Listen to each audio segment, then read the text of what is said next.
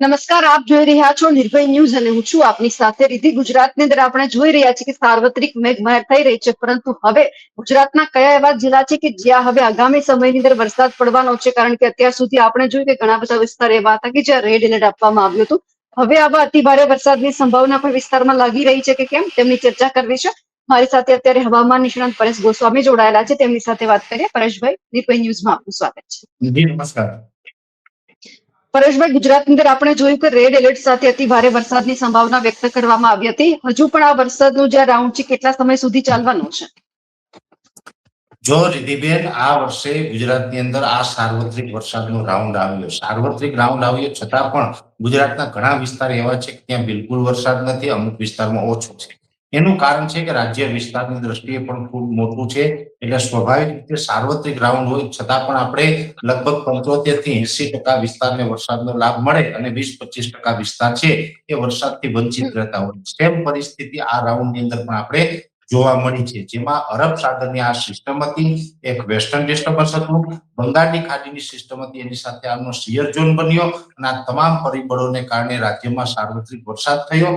પણ ખાસ આ સિસ્ટમ ખૂબ ધીમી ગતિએ ચાલી, સામે એક હાઈ પ્રેશર હોવાથી આ સિસ્ટમ છે એ એક જગ્યા ઉપર લાંબો સમય સુધી સ્થિર પણ થઈ, જેને કારણે દક્ષિણ સૌરાષ્ટ્રના ભાગો અને દક્ષિણ ગુજરાતની અંદર ભારેથી અતિ ભારે વરસાદ જોવા મળ્યો. અનેક જિલ્લાઓની અંદર નુકસાનકારક, જેમાં જુનાગઢ, ગીર સોમનાથ, અમરેલી, ભાવનગરના અમુક વિસ્તારો હોય, દક્ષિણ ગુજરાતના વિસ્તાર હોય, આમાં અતિ ભારે એટલે નુકસાની જેવો વરસાદ પણ ચોક્કસથી જોવા મળ્યો હતો. હવે આ સિસ્ટમ છે એ ધીમે ધીમે ઉત્તર પૂર્વ દિશા તરફ આગળ વધી રહી છે, એટલે આવતીકાલથી હવે ધીમે ધીમે વરસાદમાંથી મુક્તિ મળવાની છે. જ્યાં વધારે વરસાદ છે એ લોકો તો ઓલરેડી હવે એવું ઈચ્છી રહ્યા છે કે હવે આ વરસાદ બંધ થાય તો સારું, કેમ કે હવે થોડું સામાન્ય કરતા વધી ગયું છે.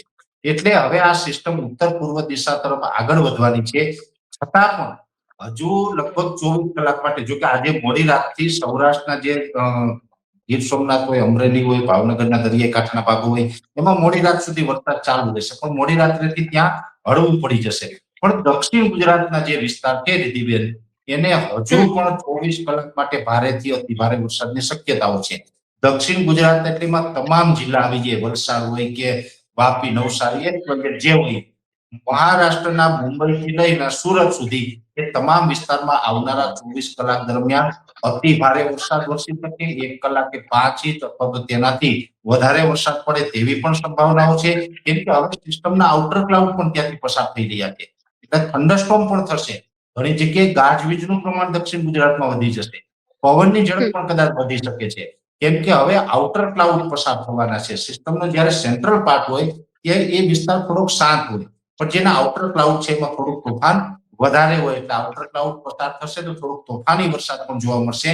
અને આવનારા 24 કલાક દરમિયાન આપણે ઈચ્છતા નથી એવા વિડીયો દક્ષિણ ગુજરાતમાંથી આવી શકે છે, એટલે કે તબાહી ભર્યા દ્રશ્યો જોવા મળી શકે છે. જેમાં ડાંગ, આહવા છે એમાં પણ ખૂબ અતિ તીવ્રતા સાથે અતિ ભારે વરસાદની શક્યતા, જેમ સુરતની પણ એ જ પરિસ્થિતિ થશે અને વલસાડ, વાપી, નવસારીની પણ એ જ પરિસ્થિતિ થશે. એટલે આપના માધ્યમથી મારી તો દરેક નાગરિકોને અપીલ છે કે દક્ષિણ ગુજરાતના કોઈ પણ જિલ્લામાં, કોઈ પણ તાલુકા કે કોઈ પણ ગ્રામ્ય વિસ્તારમાં રહેતા હોય, નીચાણવાળા વિસ્તારમાં રહેતા હોય તો સલામત સ્થળે ખસી જવું, કેમ કે હવે તોફાની વરસાદની શરૂઆત અત્યારથી થવા જઈ રહી છે.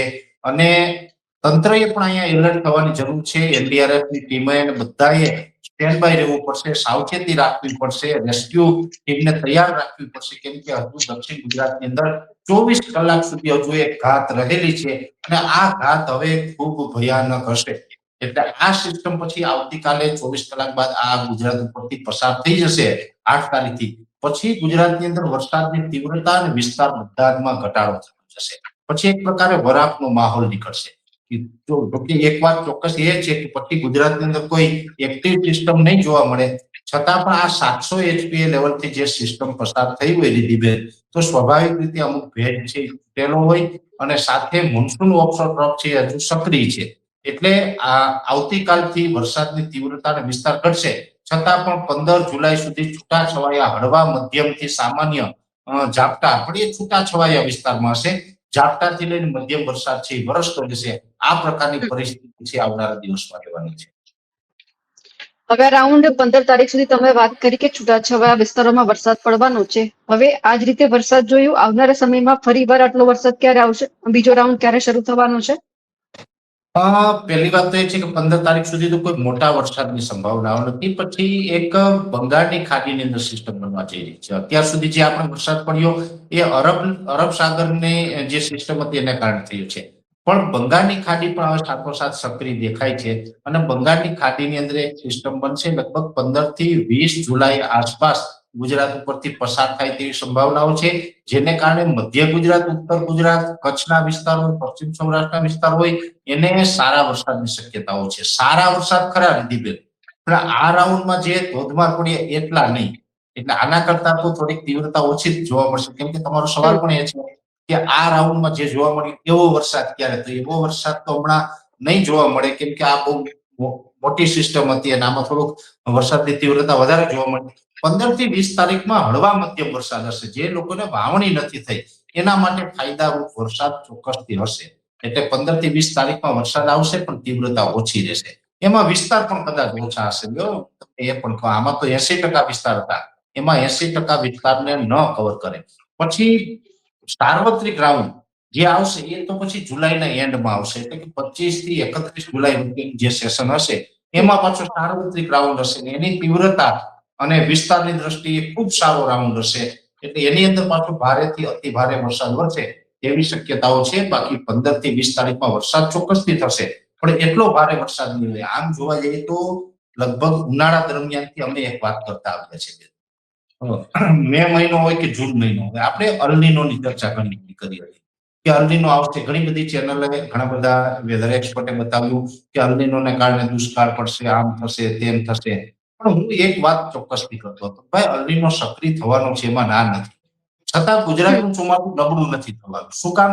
તો કે આપણા માટે આઈઓડી છે ફાયદાકારક રહેશે. આઈઓડી નું ફૂલ ફોર્મ થાય ઇન્ડિયન ઓશન ડિપોલ, એટલે કે જે હિન્દ મહાસાગરનું તાપમાન છે એ ફેવરેબલ રહે છે અને એને કારણે અરબ સાગરને કાંઠે આવેલા 5 રાજ્ય છે ગુજરાત, મહારાષ્ટ્ર, કોંકણ, ગોવા, કર્ણાટક અને કેરળ, પાંચેય રાજ્યનું ચોમાસું મધ્યમથી સારું થશે.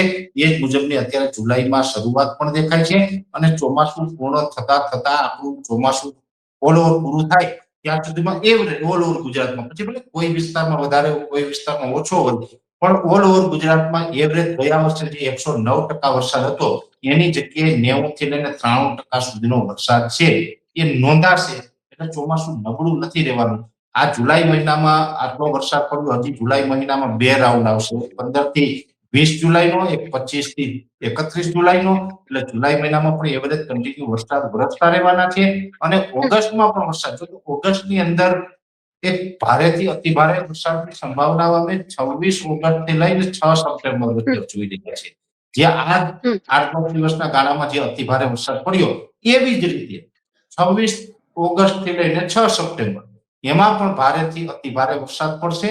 અને કહી શકાય કે ગુજરાતના તમામ વિસ્તાર એવા જ્યાં પાણીની વ્યવસ્થા થઈ જાય, ડેમો બધા ભરાઈ જાય, કુવાઓ ભરાઈ જાય, આ પ્રકારનો માહોલ છે એ રહેવાનો છે. ઓલ ઓવર ગુજરાતનું ચોમાસું છે આ જ રીતે કન્ટિન્યુ વરસાદ વરસતો રહેશે. આ એક વાત અલગ છે કે અવડો મોટો વિસ્તાર હોય તો સ્વાભાવિક રીતે ગમે એવો સાર્વત્રિક વરસાદ આવે તો 2-3 જિલ્લા હોય એને કદાચ વરસાદનો લાભ ન મળે. જેવી રીતે જોવા જઈએ તો પોરબંદરના અમુક ગ્રામ્ય વિસ્તારને લાભ પડ્યો.